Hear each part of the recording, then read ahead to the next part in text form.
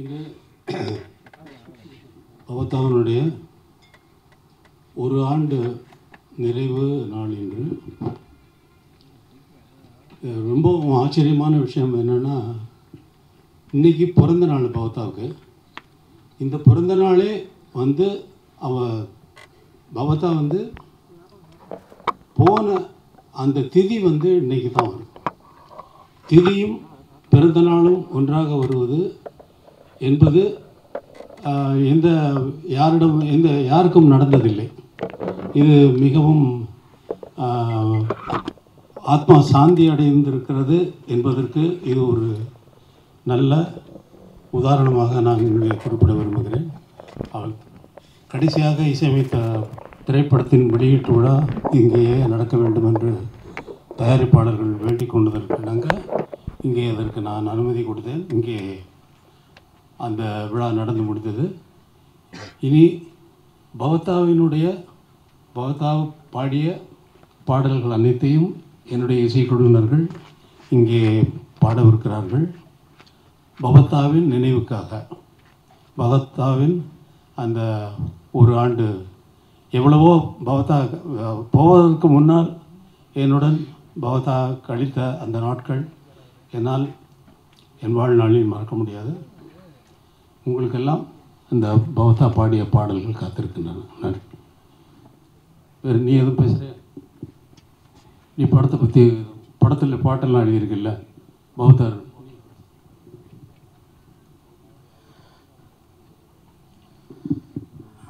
எல்லோருக்கும் வணக்கம். ஐயா பேசுனது மாதிரி இது ஒரு கனவு மாதிரி இருக்குது. இந்த ஒரு வருடம் இது நடந்தது நிஜமா இல்லை நிழலான்னு நம்ப முடியாத ஒரு சூழல். ஏன்னா இசைஞானியுடைய நந்தவனத்துக்குள்ளே அதிர்வு இல்லாமல் இசைத்து கொண்டிருந்த வீணை போல சகோதரி பவதாவினுடைய அன்பும் இசையும் அணுகுமுறையும் ரொம்ப அழகாக இருக்கும். நிறைய இடத்துல நான் வந்து பவதாவோடைய அன்பு வந்து இவன் கூடயும் கார்த்திராஜா சார் கூடயும் அவங்க பேசும்போது நமக்கே ஒரு பொறாமையாக இருக்கும். அவ்வளோ அன்பாக இருப்பாங்க. அந்த அன்புக்குள்ளே ஒரு நிஜம் ஒளிஞ்சிருக்கும். ரெண்டு பேருமே பவதாவை வந்து ஒரு தேவதை மாதிரி தாங்கிக்கிட்டு இருப்பாங்க. அதேமாரி வந்து ராஜா சாரை பற்றி சொல்லவே வேண்டியதில்லை. இசைஞானியை பற்றி எதையுமே வெளியே காமிக்க மாட்டாங்க. ஆனால் பவதா மேலே வந்து அவ்வளோ ஆகாயம் அளவுக்கு அளக்க முடியாத அன்பை எப்போதுமே போல் மனசுக்குள்ளே வச்சுருப்பார். ஒரு சிறு புன்னகை போதும் அவ்வளோ அன்பு அந்த வெளிப்படுத்துவாங்க. ஆனால் இன்றைக்கி அந்த இசைக்குயில் நம்ம கூட இல்லைனாலும் காற்று உள்ள வரைக்கும் அவங்க இசைக்கும் ஒவ்வொரு பேச்சும் ஒவ்வொரு அணுகுமுறையும் நம்ம கூட பதிவு பண்ணிகிட்டு இருக்காங்க. அவங்க கூட நான் நிறைய படம் ஒர்க் பண்ணியிருக்கேன். எனக்கு வந்து அவங்க இசையமைத்த இந்த படத்தில் கடலில் விழுத்து இந்த படத்தில் அனைத்து பாட்டுக்கும் நான் தான் எழுதினேன். அதில் வந்து கார்த்திராஜா சார் கூட ஒரு பாட்டு பாடியிருக்காரு. அந்த அனுபவமும் ரொம்ப புதுசாக இருக்கும். அவங்கக்கிட்ட வேலை பார்க்கறதுக்கு ரொம்ப ஆசையாக இருக்கும். என்ன வேணுங்கிறதே பூவிலுக்கு இதழ்கள் கசங்காமல் பூக்களை மடித்து பார்ப்பது போல் ஒவ்வொரு விஷயத்தையும் அழகாக சொல்லி சொல்லி வாங்குவாங்க. அவ்வளோ அழகான ஒரு அந்த தன்மை எங்கேருந்து வந்துச்சுன்னு தெரில. ஏன்னா அவ்வளோ அழகாக வந்து எல்லா அணுகுமுறையும் இருக்கும். நிஜமாக நான் வந்து இந்த படத்தில் ஒர்க் பண்ணதில் ரொம்ப நான் வந்து பெருமைப்படுறேன். ஏன்னா அவங்களுடைய வாழ்வு தொடரில் நானும் ஒரு ஓரத்தில் இருக்கேன் அப்படிங்கிறது. இந்த படத்தை தயாரிக்கிறதுக்காண்டி லண்டன்லேருந்து அந்த தயாரிப்பாளர் மேலாவாக இருக்கட்டும், இந்த படத்தோடைய இசையமைப்பு இயக்குனர் ஈசனாக இருக்கட்டும், அவ்வளோ நேசித்து தான் பவதாவை வந்து இந்த படத்துக்கு வந்து இசையமைக்க வச்சாங்க. அவங்களும் அந்தளவுக்கு வந்து ஈடுபாடோடு இந்த படத்தில் பண்ணியிருக்காங்க. இந்த படத்துடைய நிச்சயமாக நாங்கள் வெறும் விழாவாக எடுக்கணும்னு ரொம்ப கனவு கண்டிருந்தோம். ஆனால் அவர் இருந்து எடுக்க வேண்டிய விழாவை ஐயா இசைஞானியோடு எடுக்க வேண்டிய ஒரு சூழல் அமைந்ததற்கு நாங்கள் ஒரு பக்கம் வந்து நாங்கள் பெருமைப்பட்டாலும் அவரும் இந்த மேடையில் இருந்திருந்தால் இன்னும் ஒரு மிகப்பெரிய மகிழ்ச்சி கடலாக இதுங்க வந்து தவழ்ந்திருக்குங்கிற நம்பிக்கை எங்களுக்குலாம் இருக்குது. எனவே ஐயா சொன்னது போல் காற்று உள்ள வரைக்கும் பவதாவுடைய இசையும் குரலும் அன்பும் பரிவும் எங்குமே பரவி நிரம்பியிருக்கும். ஏன்னா மறக்க முடியாத ஒரு குரல் அது. யாராலையும் மறக்க முடியாது. இனி ஒரு பவதா இங்கே வருவாங்களா அந்த மாதிரி ஒரு குரலோடு அப்படின்னா தெரியாது. அது பெரிய வரம். அது 1000 இல்லை, லட்சம் இல்லை, 1 கோடி பேர் பண்ணலாம். ஆனால் பவதாவுடைய குரலை யாராலையும் திருப்பி தர முடியாது. அவ்வளோ அபூர்வமான ஒரு குரல், கேட்கும் பொழுதே அவ்வளோ ஆசையாக இருக்கும். அப்படியே வந்து தென்றலுக்கு தலை சீவி விட்டது மாதிரி ஒரு சுகம் இருக்கும். அதிலிருந்து பேசாத ஒரு வீணையின் நரம்பை மாதிரி இருக்கும் அவங்க வார்த்தைகள் எல்லாமே. ஏன்னா அவங்க கூட இருந்து பழகி பார்த்தா தான் தெரியும். எனவே எங்கிருந்தாலும் அன்பு சகோதரியுடைய ஆத்மா ஐயா சொன்னது மாதிரி நம்ம கூட தான் இருந்துக்கிட்டே இருக்கும், இசையாகவும் அன்பாகவும் இருக்கும். இந்த மேடையில் எனக்கு ஒரு சின்ன வாய்ப்பு கிடைத்ததற்கு நான் தான் ரொம்ப இந்த நேரத்தில் வந்து எல்லாத்துக்குமே நன்றி சொல்ல வேண்டியிருக்குது. புயலில் ஒரு தோணி திரைப்படம் நிச்சயமாக மிகப்பெரிய வெற்றி அடையும்.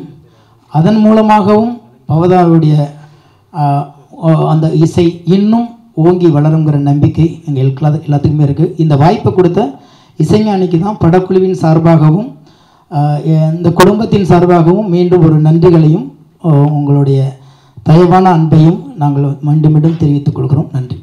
முன்னாள் பவதா என்னிடம் வந்து, டேடி நான் வந்து ஒரு ஆர்கெஸ்ட்ரா ஆரம்பிக்கலாம்னு இருக்கேன், சும்மா அதுக்கு என்ன ஆரம்பிக்க வேண்டியதான சந்தோஷம், நல்ல விஷயம் தானே அப்படின்னா, இல்லை டேடி நான் ஒன்றுலாம் கேர்ள்ஸ் ஆர்கெஸ்ட்ராவாக பிளான் பண்ணிகிட்டு இருக்கேன், ரொம்ப நல்ல விஷயமா நீ ஆரம்பிக்கணும். அவளுக்கு பவதாரணி கடைசியாக விருப்பப்பட்ட விஷயம் கேர்ள்ஸ் ஆர்கெஸ்ட்ராவை உருவாக்கணுங்கிறது. அதை நான் 2 நாட்களுக்கு முன்பு மலேசியாவில் இருக்கும்பொழுது அங்கே வந்து நிறைய குழுக்களாக வந்து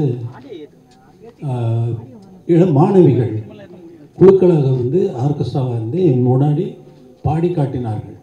அதை பார்த்தவுடன் எனக்கு பவதா சொன்னது ஞாபகம் வந்தது. இங்கே பவதாவின் பெயரால் கேர்ள்ஸ் ஆர்கெஸ்ட்ரா வந்து ஆரம்பிக்க போகிறேன். மாணவிகள் சிறு பள்ளி மாணவிகள், கல்லூரி மாணவிகள், 15 வயதுக்கு மேற்படாதவர்கள் மட்டுமே இந்த ஆர்கெஸ்ட்ராவில் இருப்பார்கள் என்று அவர்களை மட்டும் தேர்வு செய்ய இருக்கிறேன். இப்போது அங்கேயே மலேசியாவிலேயே 2 ஆர்கெஸ்ட்ராவை நான் தேர்ந்தெடுத்திருக்கிறேன். உலகம் முழுவதும் இந்த ஆர்கெஸ்ட்ரா, உலகிலிருந்து எந்த மூலையிலிருந்து வந்தாலும் இந்த ஆர்கெஸ்ட்ராவில் பணிபுரியுமாறு இசை விருந்து மக்களுக்கு என்றென்றும் அளித்து கொண்டிருக்கும் வகையிலே இந்த ஆர்கெஸ்ட்ராவை உருவாக்க திட்டமிட்டிருக்கிறோம். அது சரியான நாள் வருகின்ற நேரத்திலே நான் அறிவிப்பேன்.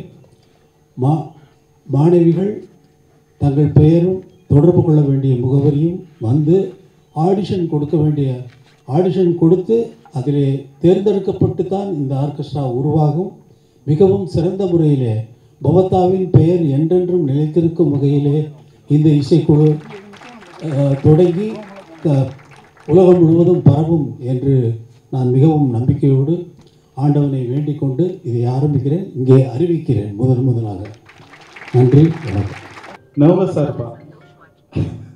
அதாவது வீட்டில் அவளுக்கு உண்மையிலேயே மியூசிக் டைரக்டர் ஆகணும்னு ஆசை, எனக்கு டைரக்டர் ஆகணும்னு ஆசை.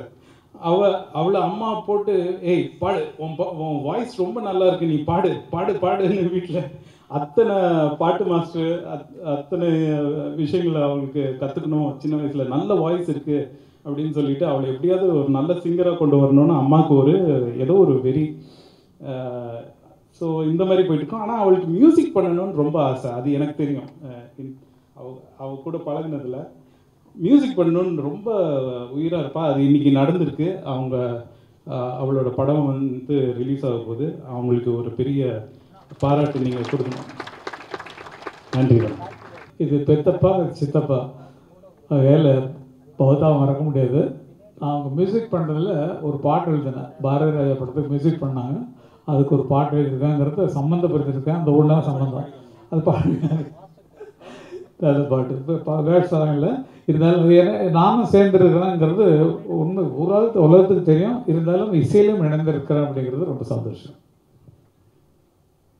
சாங்ஸ் பாடலாமா? என்ன பாட்டு பாடலாம்? நீங்களும் சேர்ந்து பாடினீங்கன்னா நல்லாயிருக்கும். மயில் போல பாடியாச்சு. காற்றில் வரும் கீதமேவா இந்த ஆரம்பிச்சு வைங்க. அண்ணனையும் அறிய முடியாது, இசையையும் அறிய முடியாது.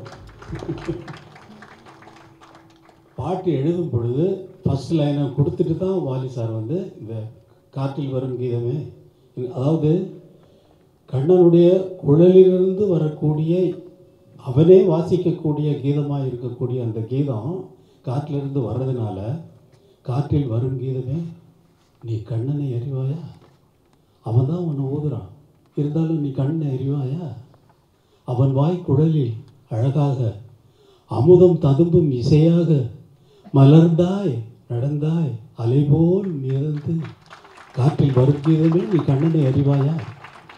சிவபெருமான் பிறையில் நிலா இருக்குது, அந்த ஒளி சிவனை காட்டிடுமா? அதே போல் காற்றில் வரும் கீதம் கண்ணனை அறிய முடியாது. கண்ணன் தான் ஊதுகிறார். கண்ணனின் வாயிலிருந்து ஊதக்கூடிய அந்த குழலிலிருந்து வரக்கூடிய அந்த இசையை பார்த்து கேட்கின்ற பாடலாக இந்த பாடல் ஃபாசிலுக்காக அமைந்தது. இந்த திரை சம்பந்தமாக எதுவும் பேசக்கூடாதுன்னு நினச்சிருந்தேன். பட் இந்த பாட்டுனால நான் பேச வேண்டியதாகி போச்சு. நன்றி. பபதாவின் நினைவு நாளில் கலந்து கொண்ட உங்கள் அனைவருக்கும் என்னுடைய நன்றி. நன்றி, வணக்கம்.